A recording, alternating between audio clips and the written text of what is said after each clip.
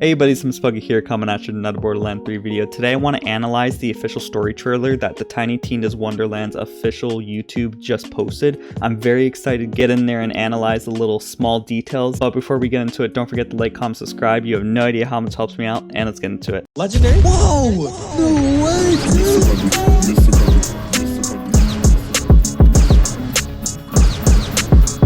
So first thing I want to talk about is going to be right at the very beginning, the opening of the Bunkered and Badasses book itself. There's this image. You can see the main villain right there, butt stallion, and this dragon appears at the end of the trailer. So it's possible that this is a major part of the story. We'll see a lot of him. Perhaps it's this guy's. It's the main villain's dragon, his own personal dragon. We'll see more about it later. Like, he comes out near the end of the trailer more, but let's talk about it later. Right here, there's like this old dude I've never seen before. But of course, all these characters here, like that one, this one, the old man, and this dude could possibly just be player creation characters, just examples of that. We got lots of skeletons, just regular enemies, but let's continue because there's not much else to talk about on that. And right here, he called us the Fate Maker, so the main character is going to be called the Fate Maker, which is a pretty cool name, honestly. And I might be talking a little bit faster than normal because I'm just so giddy with excitement with everything. There's lots of stuff going on in this particular scene. Right here, you can see a giant beanstalk coming out of the ground into the clouds, and later in the trailer, we'll see an area where there's big furniture and the player character looks tiny in comparison. So this might be Tiny Tina's version of Jack and the Beanstalk, where we go to a giant's land and have to defeat a giant or something. But can we just talk about how pretty this scene is? It's so pretty. We could see like flowers, semi-sprouting. We can see like a missile being held by the sprout. There's like this area is just so pretty, and I cannot wait to explore it. And then just a few moments here, we can see some fire coming out to the left, probably a dragon or something shooting at us. We can see this blue little orb in the background. I'm not sure what that would be, but we can see the player armors. It's so pretty, guys. The player armors, especially this one, looks super pretty. I cannot get over how good the character customization looks so far. Right here, we can see, I'm gonna slow it down just so we can look at it a little bit better. Right here, we can see a big bolt of purple being shot out of this dragon, but it looked like it killed him, so it looks like a player spell there's like this big purple bolt spell possibly that we can use that homes onto the enemy and deals lots of damage. And right here we can see there's multiple colors of dragons, so there's going to be gold dragons, purple dragons, perhaps relating to iridium and gold and such like that. But if you look up here, there's gold that's being dropped, a melee scimitar, and then a spell book. So that's our first glimpse on this trailer on some melee weapons. That's a green and a blue spell tone, possibly, if that is a spell tone. And right here we can see this character that's talking to us. It looks like it's a Gorgon character. In RPGs, there's commonly Gorgon characters that are half human, half serpent. So that's very cool that we have some type of Gorgon or Naga, if you're familiar with World of Warcraft character. It looks like it might be an ally due to the fact of the way it's talking to us, but there's a lot more Gorgon or Nagai in the future later on this trailer, so it's possible that it's a certain enemy type. It might be ally or foe, or it could be both. So that's very exciting that we got a new enemy type. And then right here, I know like every second there's something new to talk about. There's so much to this trailer. I'm so excited, buddies. We can see right here, this looks like an endgame area. Perhaps Tiny Tina's envision of the iridium blights, because there's lots of purple, lots of possible iridiums from the ground or something. There's like huge spikes coming out, and in the background you can see a huge spire going into the sky, being surrounded by a tornado, like a big thunderstorm. So this is very cool. I suspect this to be one of the near endgame areas. It's just so cool. There's skull banners and stuff like this. I don't believe this is the insignia of the main villain, so it's possibly not the last area in the game, like the main villain's lair, but it looks very cool nonetheless. And let's continue. Right here we have a ghost ship. There's a ghost character riding on the ghost ship, so we'll see ghost ships, I guess. There's floating, I don't know, brains or fungi or something. Very cool. We can actually hear the voice acting for Valentine right here, and then Fret as well. I don't know about you, but Fret, I love her voice acting. I'm very excited about this. This character right here, a crab wielding scimitars or something with a bunch of swords sticking out of it. In the background, it looks like this might be the ghost ship area that we saw before from a different angle or a different area or something like that. Very beach themey right here. Lots and lots of aquatic themes right here. Very nice. This is some real evil. We see a graveyard similar to the graveyard that we've seen in Tiny Tina's Assault on the Tiny Tina Assault DLC from Borderlands 2, so this is a little bit more familiar. We can see a red chest in the background as well, which is kind of exciting, gets me very excited. Some runic runes, I'm not sure how else to describe it, on the crypts right here, so that might be a significance at all. Right here, a bleeding, crying blood tree, very weird. We've seen a tree enemies in the Assault on Dragon Keep where it was in like a blood pool, but this is like to the next level. This whatever it is, a tree, is literally have a face and it's crying blood. It's crazy looking, and we got really cool fun guy area back here. Lots of cool and different environments than what we're used to. It's very exciting, honestly. I'm really interested to see all these areas up close and personal when the game finally comes out. And then Brick, oh my gosh, there's so much to talk about in this trailer. Got Brick with his wings. You can kind of see it. I'm gonna, right there we go. That's a good image. He's wearing a tutu, which I never noticed until now. He's wearing, of course, his puppy necklace of his dead puppy, the paws of the dead puppy, if you guys didn't know about that. Anyways, you got this amazing, admit it, amazingly awesome tutu, fairy tutu, and some nice fairy wings. It doesn't seem like he's levitating, so the wings don't seem to be functional, but perhaps we'll see him fly in the game. Now right here, I am going to slow it down because there's lots of different armor types and character customizations we can see right here. We can see right here, there's like maybe a Shreddifier or something, a blue Shreddifier, very, very nice, but a female with a very rockin' afro, really good eyeshadow colors, and a possible cape in the background. Very, very nice. Right here, this outfit is so mint, I gotta admit. The cowl with the blade or the scythe on the back, so pretty. This would be the outfit I want to wear for my character. And then you can see in the background the Gorgon circling around this pillar, which is very exciting to see that there's going to be a Gorgon culture or a Gorgon area that's all about their culture or something in the game, because right here we've already seen one Gorgon. We see this giant Gorgon statue, so perhaps there's just like a temple for them or something, because there's pyres and stuff on right from the ceiling. And can we talk about his scar? Very nice.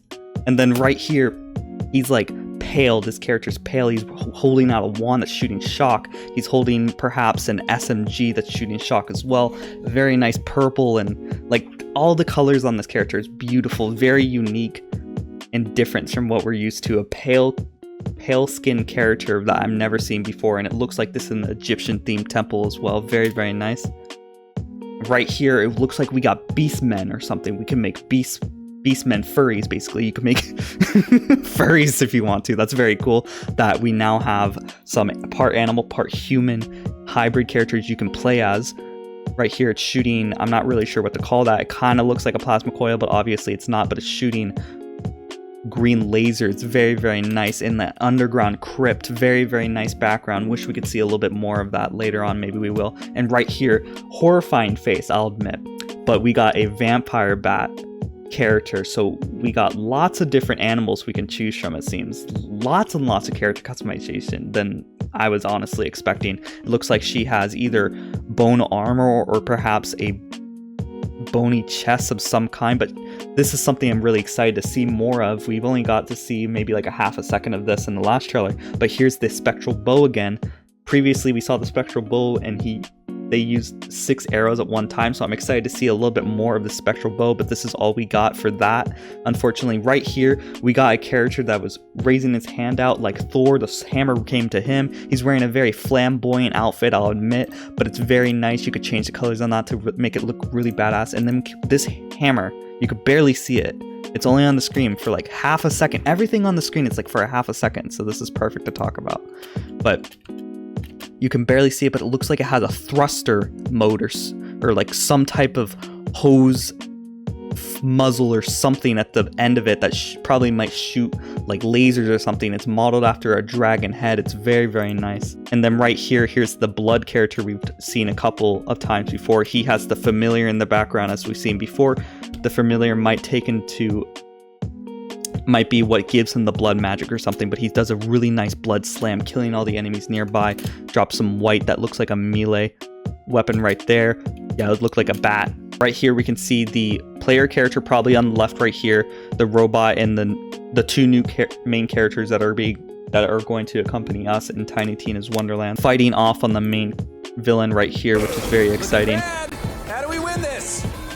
We attack together. How can you not love her voice acting? She's like, honestly, when she first came out, it said the rule-obsessed robot, so I thought she was gonna be very dorky and lame, but she's like very like powerful, like female type character. I really like that. I'm excited to see more of that character, honestly. And right here we got I didn't notice this before, but we got this character here with a butt stallion armor, a huge horn coming out of the head, butt stallion hair, rainbow background. Maybe this looks like a dark scene on the main city, like a siege on the main city, perhaps. That's something that we can expect. He's wielding a really dorky sword. Perhaps this is one of the guards in the main city or something. Maybe this is what their common armor looks like, because butt stallion's the queen.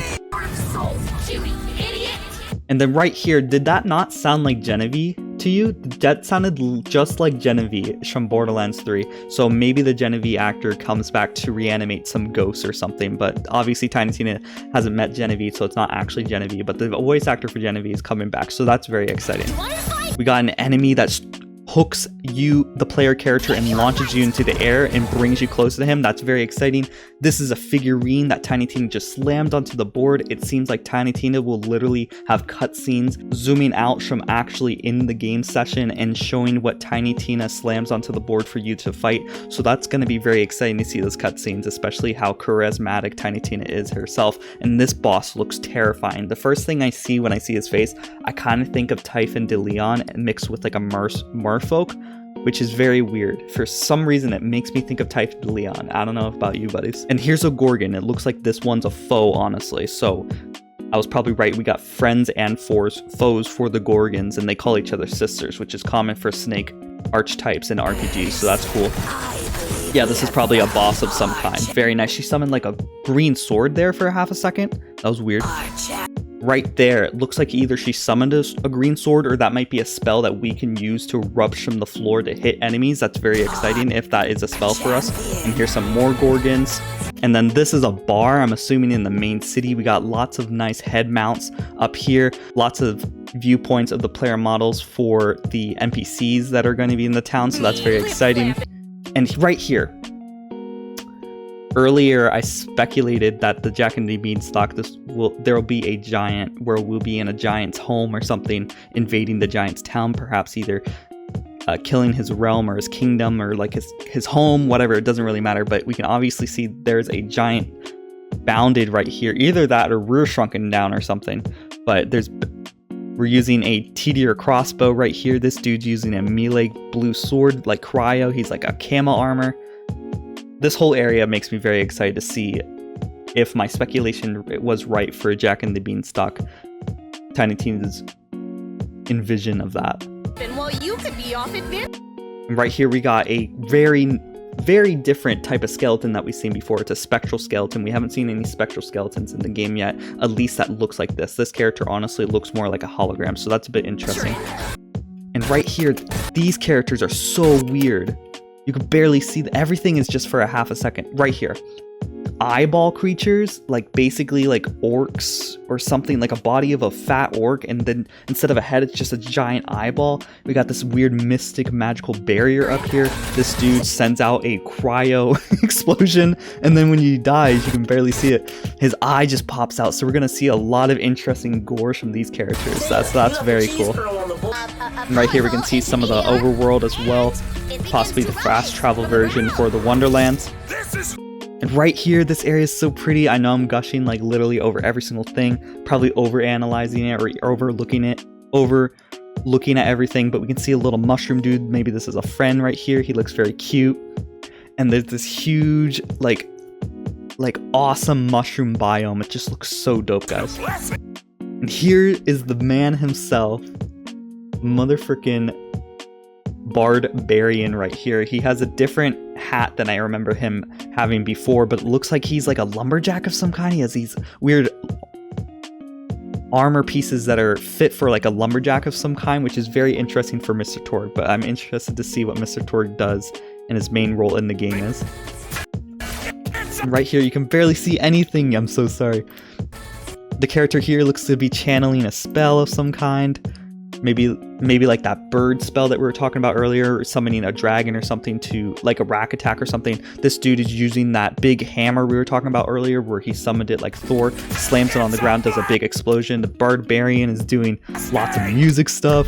Right here there's a giant explosion, like similar to the Bounty of Blood. Maybe it's reusing the animation of some kind, but that was a beautiful explosion, I gotta admit. We're playing Bunkers as Badasses, baby! And right here, I know I just showed it here, but Tiny Tina is a giant version of herself. Here, obviously, everyone's on the player board, but we can actually see the main villain right here as a figurine as well, and actually looking at Tina. So it's interesting that the main villain is going to be able to break the fourth wall as well as us to see Tiny Tina. So that's a bit of weird. Maybe we can speculate a little bit more based on that later.